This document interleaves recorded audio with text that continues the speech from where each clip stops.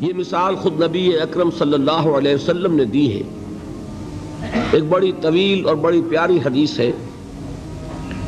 جب غزوہ تبوک کے لیے حضور تشریف لے جا رہے تھے، لشکر بہت بڑا تھا، 30,000 کا لشکر۔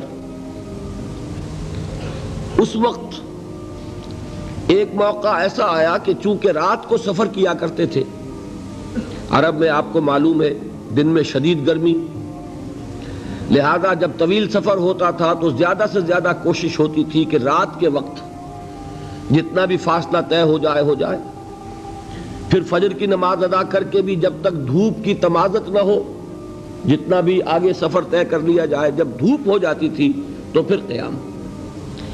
ایک مرتبہ ایسا ہوا کہ ساری رات چلتے رہے، پھر فجر کی نماز ادا کی، پھر لشکر کا کوچ ہو گیا، تو اب ظاہر بات ہے وہ وقت ایسا ہوتا ہے کہ شدید نیند کا غلبہ ہوتا ہے، تو تمام صحابہ پر نیند کا غلبہ ہو گیا۔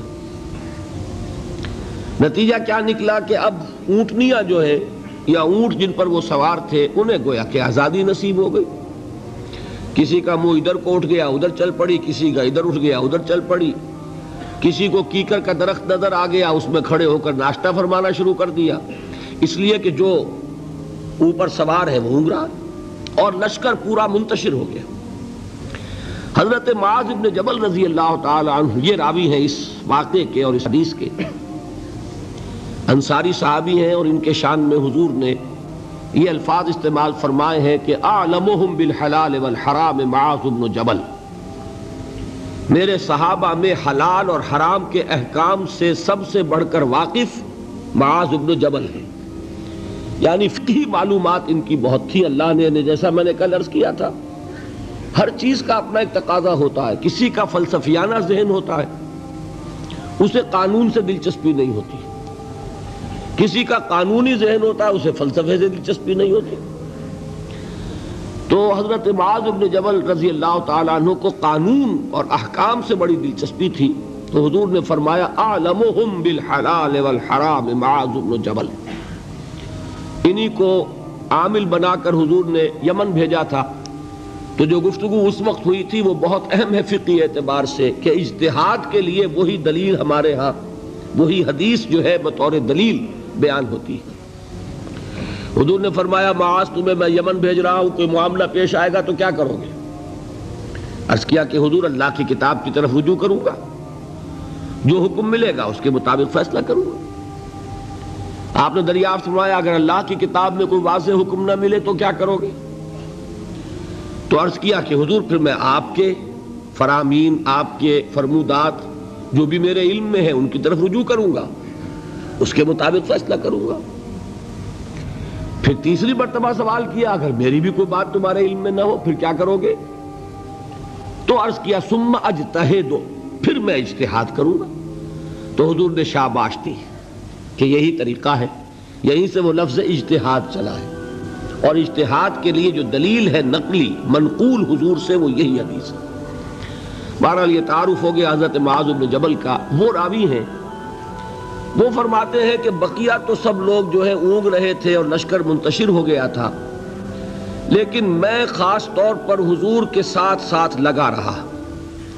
حضور کی اونٹنی چل رہی ہے، میں نے بھی اپنی سواری کو ساتھ لگائے رکھا۔ اس کی وجہ تھی کہ تخلیہ میں ایک بات پوچھنا چاہتے تھے حضور سے، تو اس کے متلاشی تھے، لہذا اب آدمی جب اس کو ذہن پہ کوئی ایک ارادہ ہو تو اونگ نہیں آئے گی نا، لہذا وہ جاگ رہے ہیں، پوری طرح ہوشیار ہیں۔ حضور کی اونٹنی چلی جا رہی ہے، اور آپ جب اونٹ پر سوار ہوتے تھے تو ایک کجاوا سا ہوتا تھا، پردے ہوتے تھے اس پر، تو حضور اپنے ان پردوں میں ہیں۔ اچانک حضور کی اونٹنی نے ٹھوکر کھائی، اس سے وہ بدکی، ساتھ ہی چونکہ اونٹنی بالکل برابر چل رہی تھی حضرت معاذ کی، وہ بھی بدک گئی۔ اب یہ جو ایک گڑبڑ ہوئی تو حضور نے اپنے اس ہودج کا پردہ اٹھایا اور چاروں طرف دیکھا تو نظر آیا کہ پورا لشکر منتشر ہو چکا ہے، فارمیشن نہیں ہے، اور صرف معاذ ہے قریب۔ تو آپ نے پکارا یا معاذ۔ اب انہیں اور کیا چاہیے تھا؟ اسی وقت کے لیے تو یہ سارا انہوں نے اہتمام کیا تھا۔ انہوں نے عرض کیا لبیک یا رسول اللہ، میں حاضر ہوں اللہ کے رسول۔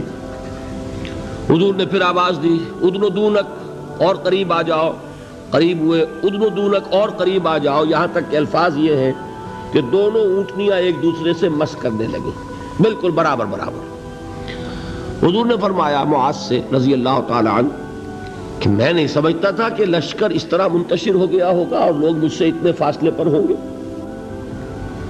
اب اس کی جو اصل اہمیت ہے اس کو سمجھ لیجئے کہ اس طرح حضور کا تنہا چھوڑ دیا جانا یہ تو بہت خطرناک ہے۔ عام حالات میں بھی کوئی کمانڈر ہو، سپہ سالار ہو، وہ اس طرح اکیلا رہ جائے تو دشمن کو موقع ملے۔ تو حضور نے اس انداز میں فرمایا ما کنت احسب الناس کا مکانہم من بعد، میں نہیں سمجھتا تھا کہ اتنے فاصلے پر ہوں گے لوگ۔ تو میں عرض کیا کرتا ہوں یہ موقع ہوتا ہے اگر ہم جیسا کوئی ہوتا تو وہ اپنی خاص خدمت کا ذکر کرتا، دیکھیے حضور، اور دوسرے لوگوں کی تنقیص کرتا، لوگوں کو خیال ہی نہیں ہے، توجہ ہی نہیں کرتے، اور میں تو بالکل آپ کے ساتھ لگا ہوا ہوں۔ اس کے برعکس طرز عمل تھا حضرت معاذ کا۔ انہوں نے عرض کیا حضور لوگ رات بھر جاگتے رہے ہیں، اب نیند کا اثر ہو گیا ہے، تو فی اثر الدلجہ، اس کی وجہ سے لوگ اونگ گئے ہیں، تو اونٹنیاں جو ہے آزاد ہو گئی ہیں۔ اب اس کا جواب سنیے، حضور نے بھی کوئی تکلف فرما کر اپنے آپ کو سپر ہیومن کی حیثیت سے پیش کرنے کی کوشش کبھی نہیں کی۔ آپ نے فرمایا وَأَنَا كُنْتُ نَاعِسًا، ہاں میں تو خود بھی اونگ رہا تھا صلی اللہ علیہ وسلم۔ یعنی یہ معاملہ جو ہے انہوں نے معذرت پیش کی سب کی طرف سے، حضور نے وہ معذرت بھی قبول کی اور اتنی بڑی بات فرما دی انا كنت ناعسا، ہاں بات بالکل ٹھیک ہے، میں خود بھی اونگ رہا تھا۔ اب انہیں جو موقع ملا اور انہیں یہ اندازہ ہو گیا حضور مجھ سے اس وقت بہت خوش ہیں کہ میں جاگ کر چوکس ہو کر پوری طرح ساتھ ساتھ چلا آ رہا ہوں، تو اب حضرت معاذ عرض کرتے اذن لی، حضور مجھے اجازت دیجئے ان اسألک عن شیء، کہ میں آپ سے ایک سوال کروں، قد امرضتنی واسقمتنی واحزنتنی، جس نے مجھے نہایت دلگیر کر دیا ہے، غمگین کر دیا ہے، نہایت مجھے مریض کر دیا ہے، یعنی ایک ایسی دھن مجھ پر سوار ہے، میں سوچ سوچ کر بیمار ہو گیا ہوں۔ حضور نے فرمایا سل ما شئت، بڑا پیارا انداز ہے یہ، جیسے کبھی آپ بادشاہوں کی کہانیوں میں سنتے ہوں گے، پڑھتے ہوں گے، بادشاہ راضی ہو گیا مانگو کیا مانگتے ہو، تو یہاں تھوڑا سا اس کا انداز ہے، سل ما شئت، جو پوچھنا چاہو پوچھو، کھلی چھوٹ ہے۔ اس وقت ظاہر بات ہے تخلیہ بھی ہے اور حضور کا خاص اس وقت التفات ہے۔ تو انہوں نے سوال کیا، یہ ہے اصل میں میرے اور آپ کے سوچنے کی بات۔ صحابی ہیں، صحابہ میں اس درجے کے حامل ہیں کہ حضور نے سپرلیٹو ڈگری استعمال کی ہے خاص اعتبار سے، افعل التفضیل اعلمہم بالحلال والحرام معاذ بن جبل، صحابہ میں حلال اور حرام کے سب سے زیادہ جاننے والے معاذ بن جبل ہیں۔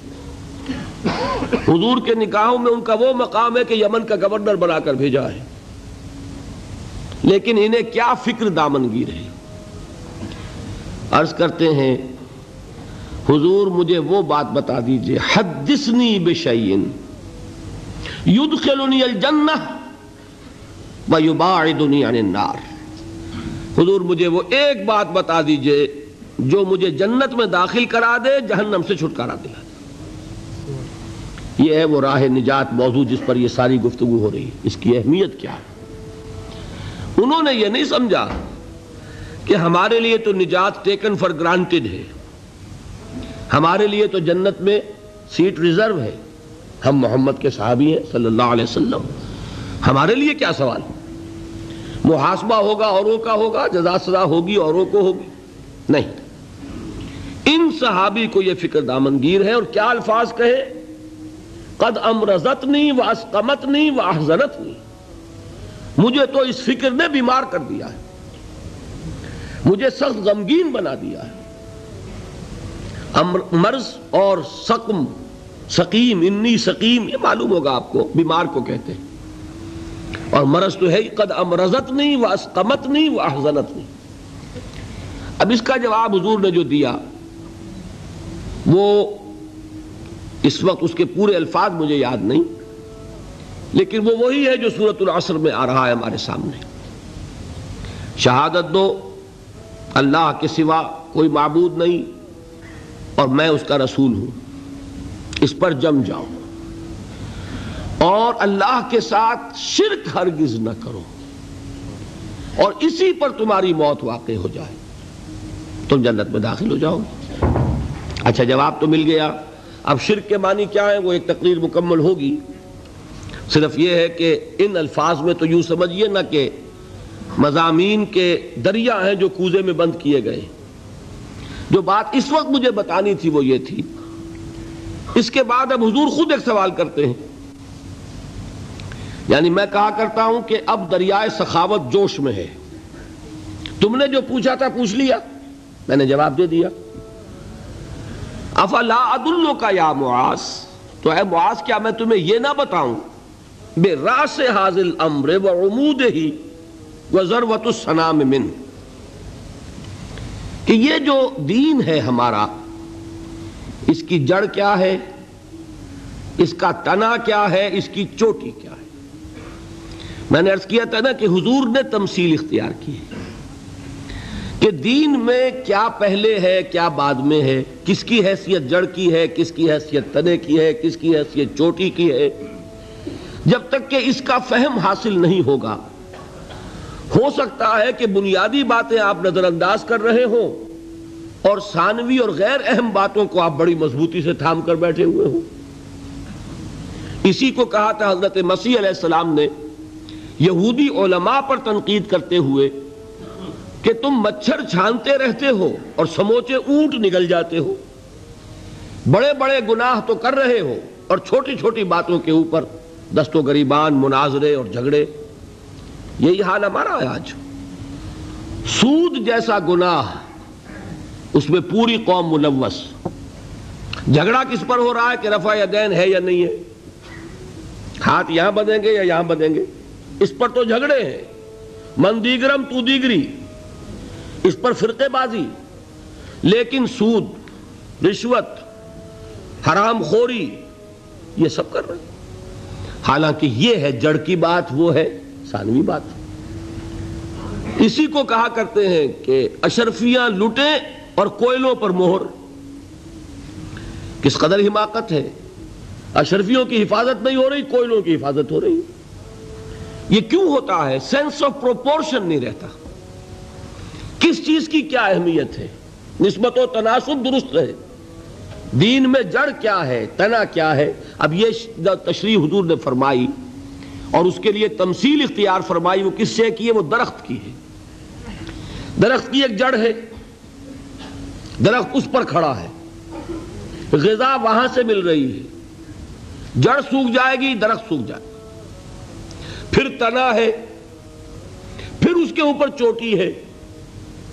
درخت جو آپ لگاتے ہیں، فرض کیجئے آم کا درخت لگایا تو کیا جڑ کے لیے لگایا یا تنے کے لیے لگایا؟ آپ نے تو درخت لگایا ہے آم کے لیے، آم لگتا ہے چوٹی پر جا کر، لیکن جڑ کے بغیر تنا نہیں، تنے کے بغیر چوٹی نہیں، چوٹی نہ ہو تو آم نہیں۔ اس تمثیل کو ذہن میں رکھیے کہ آپ نے فرمایا افلا ادلک یا معاذ، اے معاذ تم نے جو سوال کیا وہ تو میں نے جواب دے دیا، مزید کیا میں تمہیں یہ نہ بتاؤں کہ براس ھذا الامر، اس کی جڑ کیا ہے، وعمودہ، اس کا تنا کیا ہے، اور ذروۃ السنام منہ، اس کی چوٹی کیا ہے۔ حضرت معاذ کو کیا کہنا تھا اس کے جواب میں؟ بے ابی انت و امی یا رسول اللہ فقلنی، حضور مجھ پر، آپ پر میرے ماں باپ قربان ہو، ضرور فرمائیے، اور کیا چاہیے۔ اب آپ نے فرمایا راس ھذا الامر شہادت ان لا الہ الا اللہ محمد رسول اللہ، کلمہ شہادت اس کی جڑ ہے۔ وعمودہ، اور اس کا تنا کیا ہے؟ اقام الصلاۃ و ایتاء الزکاۃ، نماز کا قائم کرنا، زکوٰۃ کا ادا کرنا۔ اور اس کی چوٹی کیا ہے؟ وَضَرْبَةُ السَّنَامِ مِنْهُ الْجِهَادُ فِي سَبِيلِ اللَّهِ.